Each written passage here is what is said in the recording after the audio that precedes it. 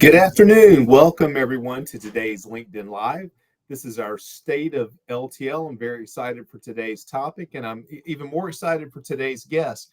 Thrilled to have today with us from Old Dominion, Chris Kelley, the Senior Vice President of Operations. Chris, thank you so much for being here with us today. You're welcome, Brian. Thank you for having me. Absolutely. And I'm also thrilled to have two of our leaders from BlueGrace here with us. Carly Bly is our Vice President of LTL Pricing and Carrier Relations. Carly, thank you for being here with us as well. Thanks. Glad to be here, Brian. Absolutely. And last but certainly not least, our Senior Vice President of Managed Logistics, Logistics, Jason Lockard. Jason, thank you for being here today. Thank you, sir. Absolutely. So listen, we always like to start these things and try to keep it interesting for all the listeners. And thank you all for taking time out of your schedule to be here with us today. So we're going to start with a little icebreaker, and I'm going to ask this to our guests, but then I'm also going to ask this to everyone that's online today. If you can type your answer in for us, we'll corral those together and we'll give you some feedback after we finish. So my question is very important, is what is your favorite trucking song? And Chris, I'm going to put you on the spot, and I'm going to start with you. Sure. Well, not just because I'm a Smokey and the Bandit movie fan, but Eastbound and Down by Jerry Reed. And I say that because our 22,000 family members do what they say can't be done every day for our customers. So kind of good tie-in. I love it. That's a great answer. So Carly, I'm going to switch the spotlight to you. You're up next. I got to go with the classic Willie Nelson's On the Road Again. Beautiful. Love it. And Jason, you're going to bring up the rear there. Give us yours. Yeah, I'm tagging on with Chris. Eastbound and Down. That was a great movie growing up as a kid. Smoking the Bandit. Can't beat it. Love it. Great choices. I'm going to go with Johnny Cash. I've been everywhere, man. Even though I wish that was true, but I don't want to be everywhere doing the hard job that you guys have to do driving the truck. So everybody in the audience, type in your choice. And I'm going to take a minute. I want to get everybody familiar with all of our guests. So we're going to go ahead and do just a quick introduction. And Chris, if you don't mind, we're going to start with you. Introduce not only yourself, but a little bit about Old Dominion to get us started. Sure, you bet. As you said, I'm Chris Kelley, Senior Vice President of Operations. Been with Old Dominion a little over 22 years. My role here is to make sure that our drivers, dock folks, our tire operations team has everything they need to give a great customer experience every day. So they do a fabulous job as the Mastio winning carrier for the last 14 years, giving great service to our customers, and we're here to support them. Love it. Sounds good. And Carly, same thing from you. Tell us a little bit about your role here at BlueGrace and some of the things that your team does. You bet. So I have been with BlueGrace for about a year and a half now. I do oversee the procurement carrier relations teams, doing RFPs, all of our pricing activity that we do both on the customer and carrier side. But I am no stranger to the LTL world. I've been in the industry for about 15 years. Fantastic. And Jason, talk to us a little bit about your role and what we do in managed logistics. Yes, sir. Started at BlueGrace 18 years ago in sales with a handful of customers, and that's really the beginnings of managed logistics, and really built that channel based on the voice of the customer, and that's currently oversee that today: sales, operations, engineering, and implementation. Perfect. So we're gonna jump right in, and thank you so much, everyone. I see the responses popping up. I love it. I see some of you had a rough couple of drives. We got Highway to Hell in there. Thank you, Madison, with Life is a Highway. Got a lot of choices in there. Jen on that one too. Keep them coming. We'll add them up at the end. So listen, one of the questions that we got a lot before we decided to go down the road and make this our state of LTL was with the disruptions that happened over the last year or so with carriers leaving the market, how that's impacted. And we're going to kind of break this in half a little bit, Chris, and we're going to put you on the spot and come from the carrier perspective. We had a lot of carriers leave the market, and we had some disruption. Talk to us about what that meant to Old Dominion and how you see things now. Sure. Well, as you know, the soft macro economy has been a challenge for everybody in all modes of transportation. From the LTL side, we've had a good long-term strategic vision, and we have to have a plan every day. Whether the economy is stronger, softer, we have to be able to react to our customers' demands. So The exit of Yellow in August of last year was not really a surprise, I think, to most of the industry. We had a good plan of what we were going to do to protect our existing business, make sure our service did not waver. Our customers did not see any blip in their customer service during that time or capacity. So we really take that long-term approach of how we can smooth out some of those ups and downs for our customers, no matter the economy. So that's been our challenge over the last year. I appreciate that, Chris. And I mean, obviously, we've talked about this. I mean, a little bit of a different market, and who typically looks for the higher end service, and some of the ones that were a little bit more cost driven on the other side. So, Carly, I'm gonna lean into you a little bit next, because I know this affects your world quite a bit, and you talk about the whole gamut of all of our LTL carriers, and so how that blend was disrupted with that. So talk to us about that, and talk to us about maybe how things have changed now when we've had a little bit of time behind us. Yeah, I think a big kind of deceiving factor has been the truckload market. So what we hear on the LTL side a lot is what they're seeing in the truckload side, that the market is soft, that there's room for rate improvement, that sort of thing. What they don't see is that a lot of the LTL carriers have stuck with their pricing strategy. So, they may have ordered new equipment during COVID, that sort of thing. Those trucks are being brought into their networks. They're improving their networks. They're expanding their networks. We're seeing a lot more of that. So even though pricing in general kind of gets lumped together, the infrastructure and pricing between truckload and LTL are vastly different. And that's a very good point, Carly. There's no doubt that, especially with the exit of a major competitor last year, the LTL capacity has stayed much more constrained than the truckload side in a softer economy. So you're spot on with those comments. Yeah, and Jason, I think this is a good place for you to kind of weigh into how this affects customers that are in a managed program that may have actually included some of that capacity, and what you do about it and how you respond to that. Yeah, I mean, while Yellow's exit wasn't exactly a positive event, the timing of that probably couldn't have been better if you were a shipper. We saw more embargoes and service disruptions across the board back in the peak of 21 and 22 when things were going crazy. We saw less of that when Yellow, YRC exited. So, I think is not a great event, but timing of that, if you're a shipper, you didn't really feel it as much, maybe a few weeks of service disruptions, and there really wasn't any big movement on the procurement side. And I would second what Carly said. As that truckload market has decreased, I mean, most of that's primarily due to shippers not having orders from their clients of full truckload quantities. And so, they still have repeat business from those customers, but it's just not as large of an order. And so therefore it's sort of shifting modes. What a customer used to buy a full truckload of product only needs a handful of pallets now. And so that's kind of bolstered the LTL mode. And Jason, I think you kind of stole where I want to head to next. So we're going to stay with you if you don't mind. When we talk about things that have changed modes, order size is shrinking, order size is adjusting. Talk to us a little bit more about the mode agnostic approach, with, of course, LTL still being the centerpiece of that. Talk to us about that mode agnostic approach that looks at the order level out and some of the things that you do to manage that. Yeah, I think the biggest value we've been able to, in terms of driving cost out of supply chains, has the number one lever has not been procurement or negotiation with carriers. It's really been on load planning and mode optimization or consolidation, getting creative and finding other modes of transportation to move those products. The most amount of orders, least amount of miles, fewest amount of trucks, and we're able to save our clients money that way in an environment where it's not easy to go out there and procure better pricing from an LTL standpoint.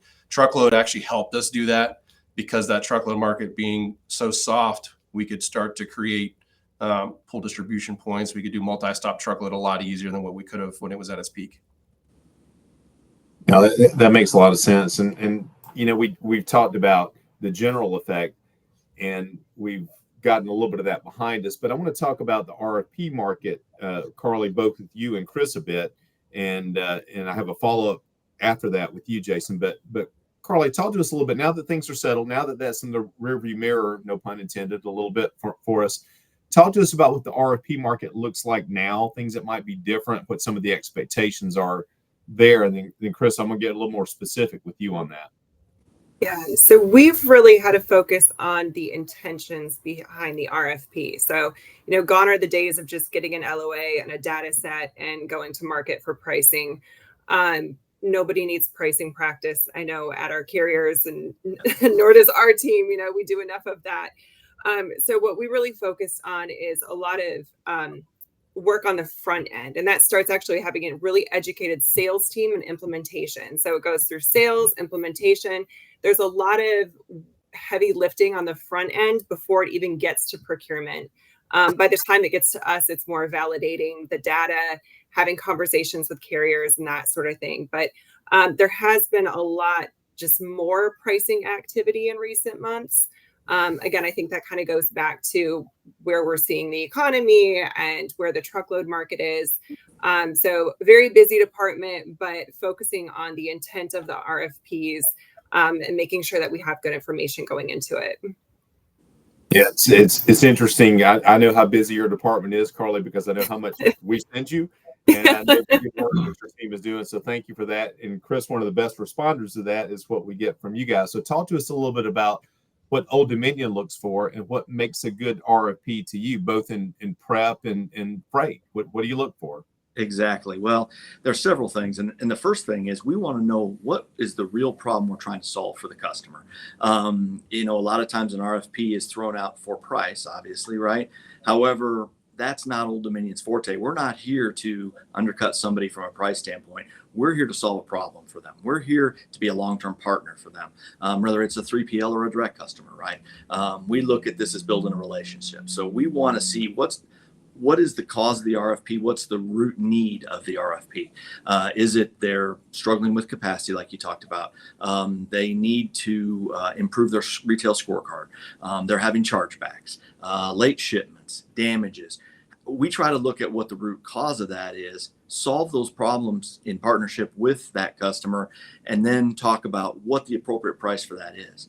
When you lead with, it's easy to lead with price, but that won't solve the customer's true concern that they put that RFP out for in most cases, right? And sometimes that is their concern. They just want to save money, and there's nothing wrong with that. But that more holistic approach, we focus on the total cost of transportation. We are rarely the cheapest on a freight bill, but if you look at the total cost of transportation, the reduction in claims, the on-time service, the on-time pickups, all of the things that we give every day so that they don't have employees waiting around on overtime for us to make their pickup. They don't have damages, reworks, reships, warranty issues, a poor retail scorecard. There's a whole litany of things that go into that total cost of transportation. And that's really what we want to talk to them about. And to do that, Carly mentioned data. It all starts with good data up front. So there's a lot of times that we will get a data file, and often we know the density or the characteristics of that customer because we might handle it on a collect basis for one of their customers. We might have handled it at one point. But having that high quality data is so critical to making a good pricing decision once you've decided what really the root cause of that RFP is, right? So we will see sometimes, we just had a customer not too long ago, and we got a RFP in. We knew the pounds per cubic foot was not correct on the RFP. We know from experience, and so we're going to bid based on our experience and clearly spell that out. They came back to us and said, "Hey, you're considerably higher than brand X," and it was down to we used what we know are the correct assumptions, especially in a soft economy with inflation the way it is. Customers need a reliable partner that will give them a price up front that they can live with for the long term. Putting together a RFP that doesn't have maybe complete details and that ends up with a price that's not sustainable doesn't help anybody. They're basing the price of their product and the profit margin on cost of transportation is one of those factors, right? So if we give them an artificially low price and then come back later and say, nope, that didn't match, it's not good for us. We don't want to be put in that position, but it's certainly not good for the customer either, right? So we really look for that good quality data up front to make an informed decision. That's such a great answer, Chris. And I agree with you. It's more the cost of doing things correctly I'm not trying to beat somebody by nickel on how to do it as poorly as the last person did. So love the answer. And in the same world where we're talking about RFPs and procurement, Carly, I knew it was a bit of a topic last year. I don't know if it still is, so I'm kind of leaning into you to help me solve this. And Chris, I'll do the same with you. Drop trailers for larger shippers, being able to have some of those conveniences and being able to have that access. There was a bit of a struggle for capacity on drop trailers. Is that still the case? How does that fit into the RFP world? And give us some advice about incorporating drop trailer strategy into an RFP. Sure. So that's something we always look at up front, right? We want to know how many drop trailers are there, who has them there, how many doors there are. All of that is taken into consideration when we go to RFP. I also always tell customers who are begging for a drop trailer, right, because they think it's the right thing to do or the easy thing to do, is that they've really got to be using that equipment efficiently. So 50 to 75% minimum. If they're not using it there, the carrier is going to pull that trailer as quickly as they dropped it. And then it's usually harder to get equipment back in once it's already been pulled. So we really try to set the expectation up front of, if you're going to have a drop trailer, this is what it's going to look like. This is what the expectation is in terms of using it for capacity. If it's not going to be used for a certain day, if it's a slow day, we can always get a different driver in for a live run, live load.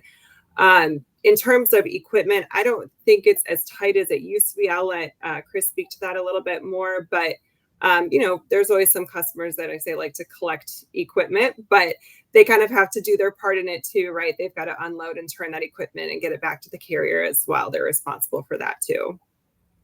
Perfect. And Chris, Carly put the ball in your court, so we'll just have you pick it up from there. Talk to us about that with Old Dominion and if you will, kind of fill in some of those blanks on, is the capacity still an issue?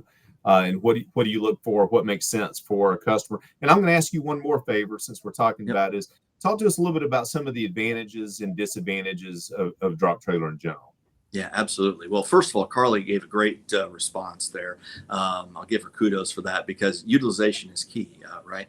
There are several things. Again, we want to find out the why of the drop trailer. How can it help them? Is it cost effective?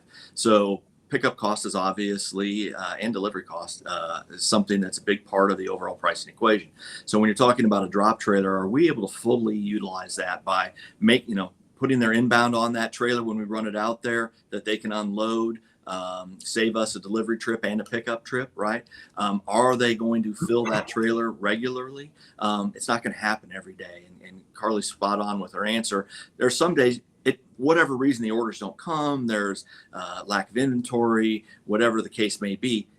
Great communication with your partner to say, hey, have a route driver swing in there and pick up those 2 skids today, as opposed to running somebody out with that stem time from the service center.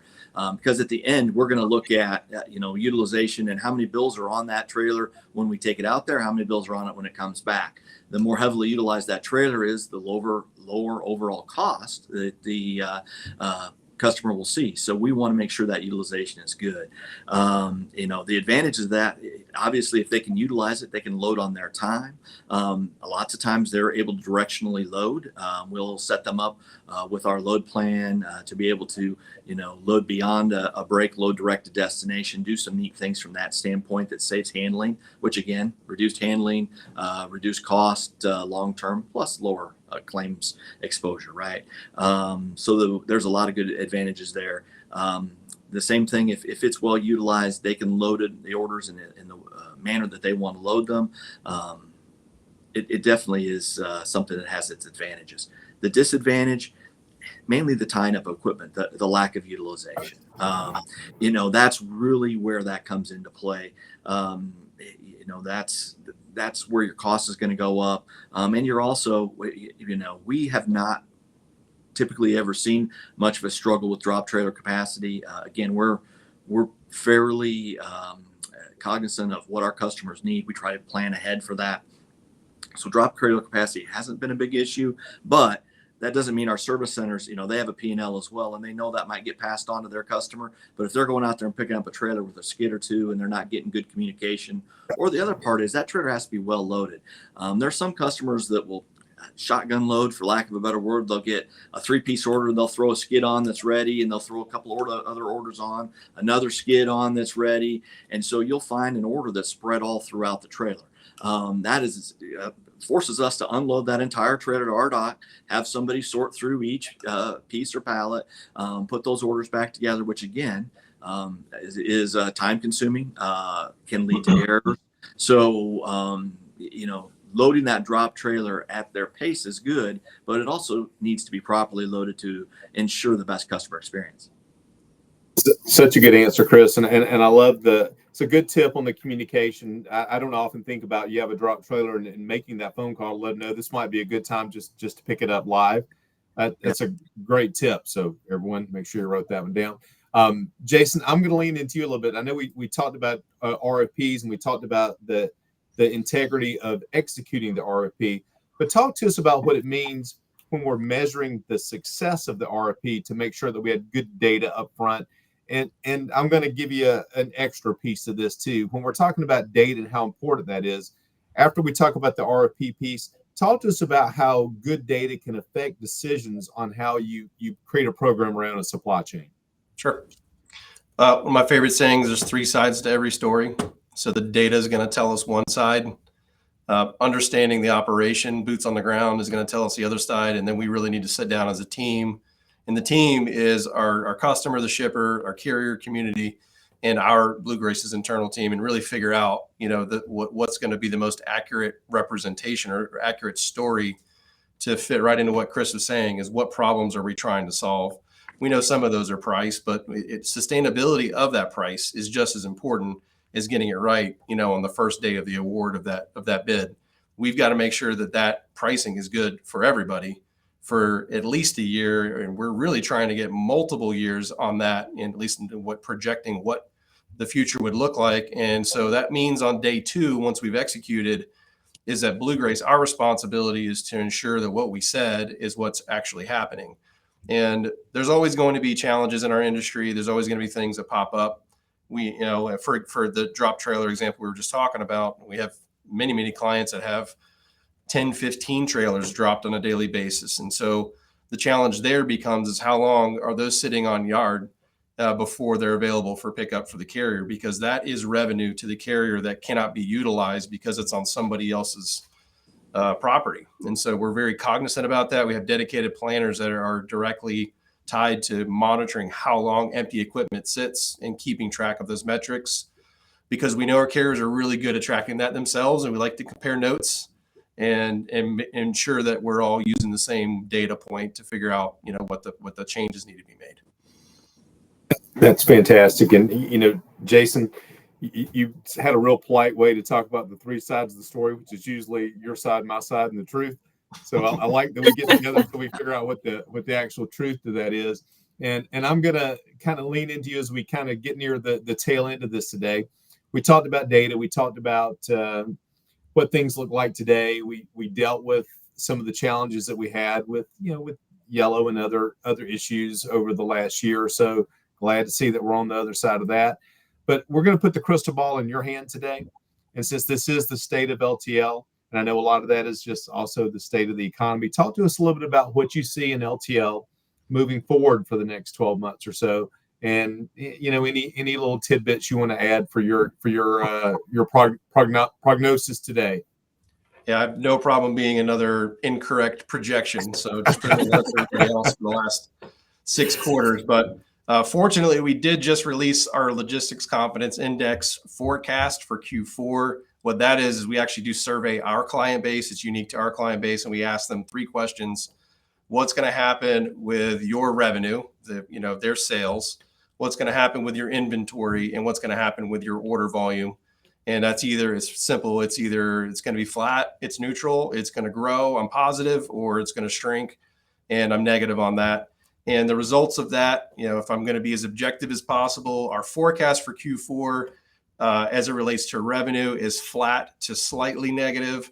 Our forecast for inventory is pretty much neutral, and our forecast for orders is actually a little bit positive. And so, what kind of story that tells us and how that ties back into LTL is, I think for the last 3 quarters, as it relates to inventory, all of our shippers have for sure switch to a extreme conservative type, supply chain strategy, as opposed to what we were experiencing in 21 and 22. And so I think a lot of discipline has been introduced into the supply chain strategy. And I think that's pretty obvious in terms of inventory levels. And we're not going to be hedging our bets on anything. Let's run the business. Let's be cost effective on that. So I think that makes sense in what we're seeing in the forecast for that. Revenue, I just think, we're in this moment. If you want to start driving sales from a consumer standpoint, you've got to provide incentives to them. And so they may actually push more product, but they're going to have to do it through sales and things of that nature, which could mute some of the revenues. And that, again, sort of leads to why we see orders as a little bit positive, is that we're going to see, I believe we're going to see our normal seasonal, retail volume in Q4 that actually I believe will bolster LTL more than truckload, since I don't believe we'll see the crazy volumes that we were. Again, it's going to be LTL quantities of orders rather than full truckload quantities of orders. And so I think the LTL carriers are probably going to benefit that the most. Great prognosis. I think you're probably closer to being not wrong than you are wrong this time. And it's good to know that somebody in the market can actually get it close to right. So I appreciate that. It's interesting. Today's topic was state of LTL. And it really is, we're driven by the economy like everything else. And I know that technology is changing things, making things a little bit different, making things a little bit better. But the technology would mean nothing if it wasn't for all the hard work at all of our shippers and the hard work of our carriers. So we want to thank you all for that. And we want to thank you all for listening to us today and giving us your time. We know it's valuable. And I want to make sure that everybody has at least maybe a strong step they can take to start doing things a little differently or doing things a little better. As a takeaway, and Chris, with you as our special guest today, I'm going to let you kick that off. Let's give the audience something that they can take away, a good next step to making things better. Sure. And I appreciate you not asking me about the state of the economy, because I don't think anybody knows, right? Jason could take a good guess at it. But in a soft economy, a lot of customers go to the price bucket. They're trying to figure out how to save price. And we've shown over the years that we can grow our market share in a soft economy, or we can grow our market share in a strong economy, because we're providing solutions.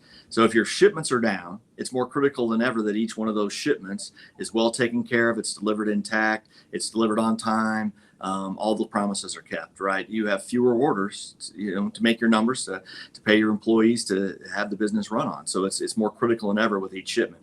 When you're very busy, then we get into the discussions we had earlier about capacity and the ability to handle that business. They handle the ramp up of orders so your business doesn't fall behind in a fast growing economy. And that's where we can help, partnering with a third party or a carrier that understands that solutions are the most important thing that you can offer.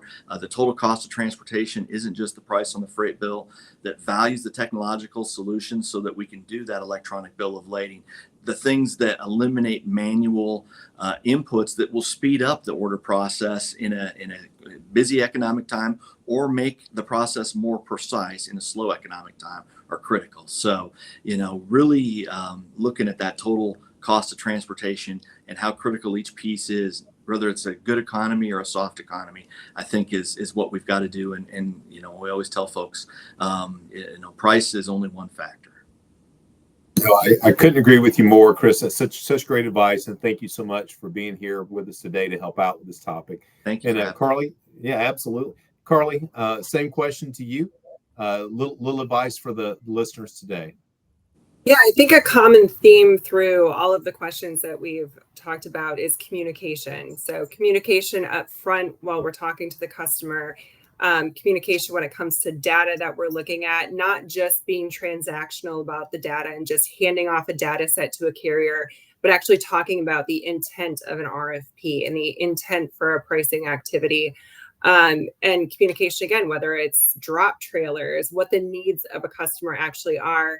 And like Jason touched on, right, having all of the parties in one room having conversation and communication about what they're doing and what they need. So the carrier side, the customer side, and then the 3PL side, and letting us kind of manage those conversations and make sure that the carriers understand the needs and desires of the customer.